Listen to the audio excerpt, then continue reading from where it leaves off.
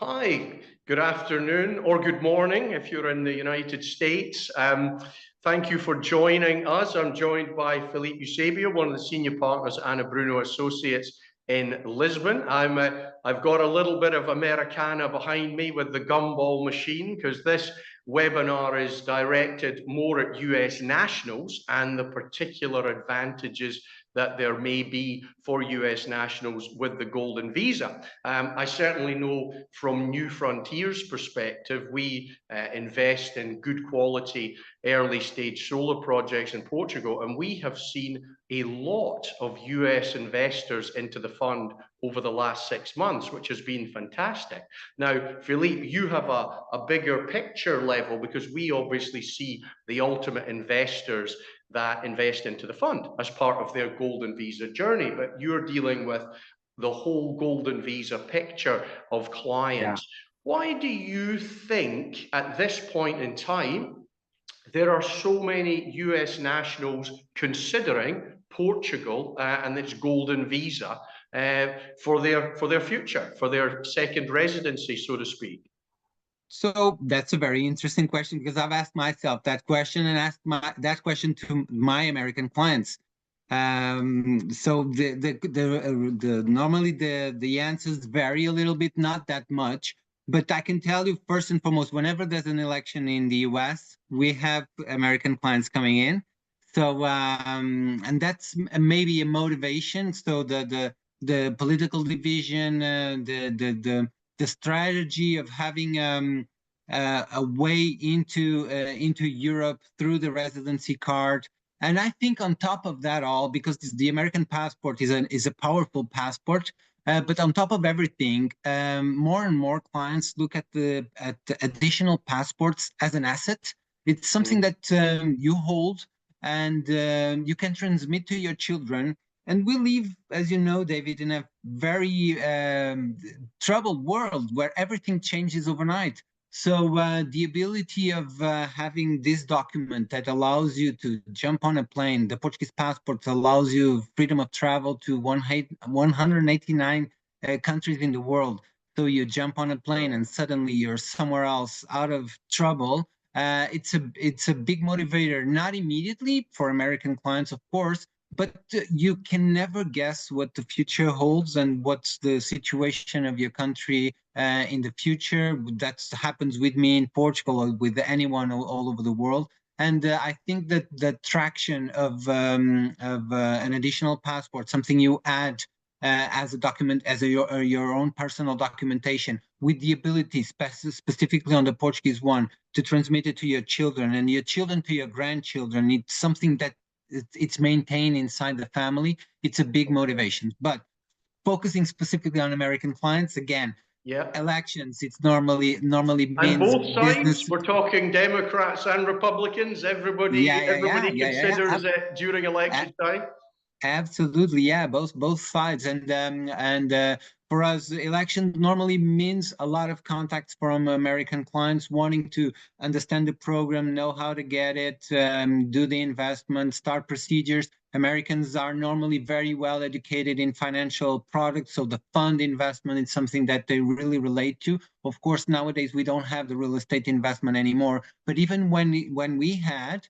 American clients would normally go to these to fund investment because I would say they are the most educated in this sort of financial applications from all the clients that we have welcomed here at the firm. No, I can agree actually on that, Filipe, because in our investor prospectus, I think it's around about page 3 or 4 when I'm talking through with clients, we actually have a designated slide specifically about what is an investment fund, and I think the majority of American guys and girls just say, Dave, it's okay. Yeah. They just wave me on to the next slide. We understand what an investment fund is like. Yeah. So I completely get it. I mean, do you think as well, Filipe, it's not as if with Portugal, and I think it's important. I mean, I'm in Lisbon all the time, obviously advising to the fund. But what I cannot go over with Portugal is the amount of English spoken to a very high level across the board in the country.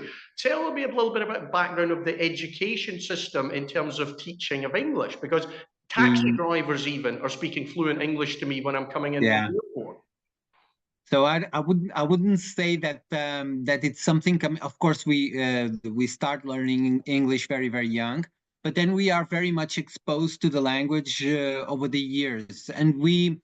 So that's another common question from me to the American clients, because we grew up here in Portugal. At least my education was solely based on the American movies, the American music. So I was exposed to the language from very young age, and the Portuguese televisions and all the media that you get, we don't double, we always subtitle. So you are exposed to the language always, everywhere.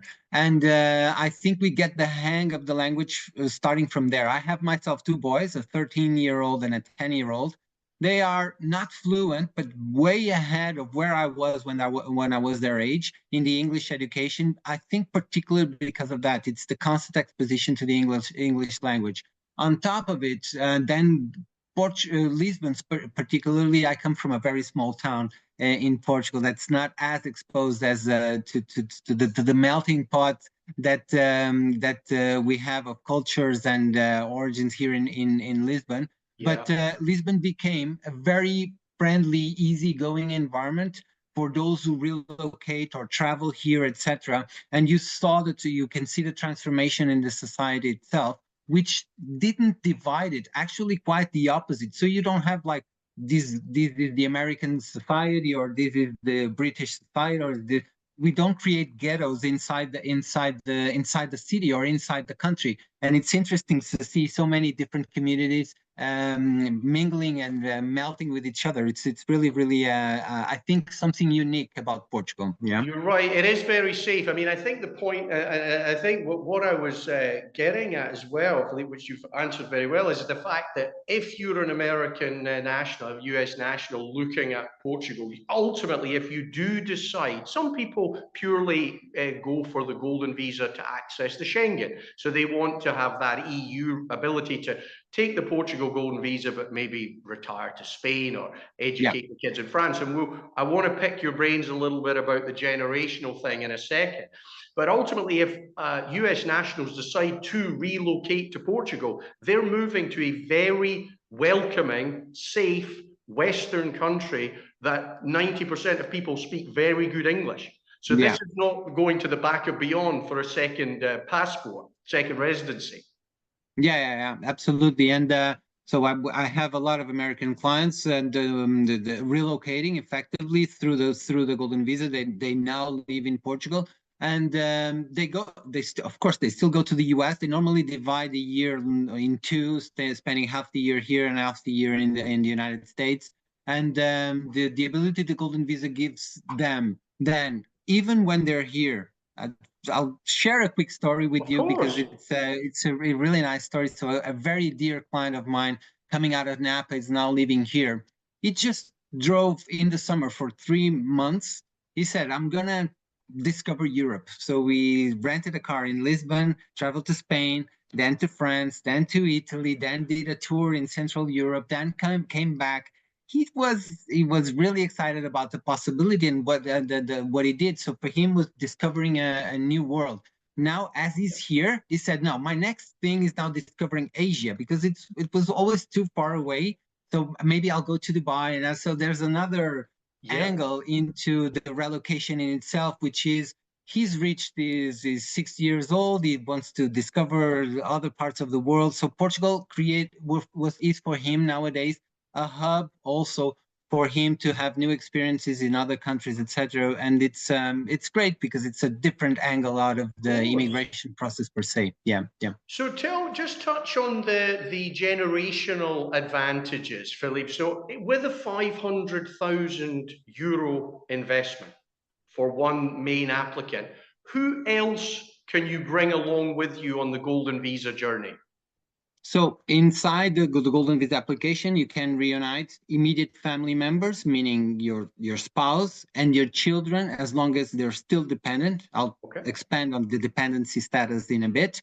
And then you can bring your parents as long as they're 65, or if we can show financial dependency as well. Then there's other type of reunifications you can do which is dependent siblings, for instance. You can also reunite them, but these are very specific, okay? So we go on a case-by-case basis. About children, I was just having a call with a client of mine. He was asking me, shall I reunite my 20-year-old daughter? And I said, well, I have good news for you, because she cannot get married and she cannot drop out of school if she wants to keep on renewing the Golden Visa. So that decision, we also take it on a case-by-case basis, meaning that whenever a child is already 23, 24, 25, you don't want to limit the person that child to not get married, for instance, and then being kicked out of the Golden Visa. But we have a solution for that, meaning that the parents can take the Golden Visa, okay? They then apply for citizenship once they reach 5 years of legal residency. When parents become Portuguese, then you can transmit citizenship to your children without the fact that your children had a residency period in Portugal. So they can just declare themselves as at the registrar as willing to take citizenship because their parents are Portuguese, okay, and they get their citizenship through that route. So we normally assess case by case, just like the call I had with this client, saying, well, if you feel that your children can take the 5 years of residency and then reach the citizenship on her own, in this case, well, take it. Worst case scenario, she gets married, she doesn't want to, she starts working, I cannot prove financial dependency anymore. She will not be thrown out of the possibility of becoming Portuguese. She can get it through you. So that's in a nutshell how you pass along. Then, of course, children can pass it to their children and to their children and to their children. So you can be Portuguese forever into this just by doing the Golden Visa investment. It's massively advantageous, and again, you know, Portugal is, I mean, it's a wonderful country, and Lisbon's a wonderful city. But I think again, it's this incredible way to look at things, that this is an avenue, this is a vehicle. You could get into Portugal, you could retire in Portugal, the grandparents could be retired to Spain, the kids could be getting educated in Paris. It's not just about Portugal. This is about the Schengen area and about, you know, taking advantage of that whole EU area with 3 generations of family, effectively. Yeah, absolutely, and that's a huge advantage of the program for sure. Yeah. Well, look, I think that, I mean, that's been incredibly helpful, Filipe. I mean, I better give a little sales pitch here for New Frontiers. If Filipe has won you over with the Golden Visa for Portugal, one of the main avenues to achieve that, and Filipe touched on that earlier, is via an investment fund or funds. New Frontiers is a leading fund. We've made 10% return this year in 2024, which we're absolutely delighted about. We invest in solar projects in Portugal. Portugal's the #1 country for solar in the world, effectively. It's incredibly hot, sunny. The government's a massive proponent of it as well. We're fully CMVM regulated. CMVM is on a par with the SEC in the States, FCA in the UK. It's a great financial regulator. We're fully regulated by them. We don't have any real estate exposure in the fund, so we fully qualified under the old rules of Golden Visa and under the new rules as well. Check our website, www.newfrontiersenergy.com, and have a look at our YouTube channel as well, which this video will be posted to fairly soon after as well. Everybody, thanks so much for joining Filipe Eusébio from Anabruno Associates and David Russell from the New Frontiers Energy Fund. Thanks very much. Thank you, David.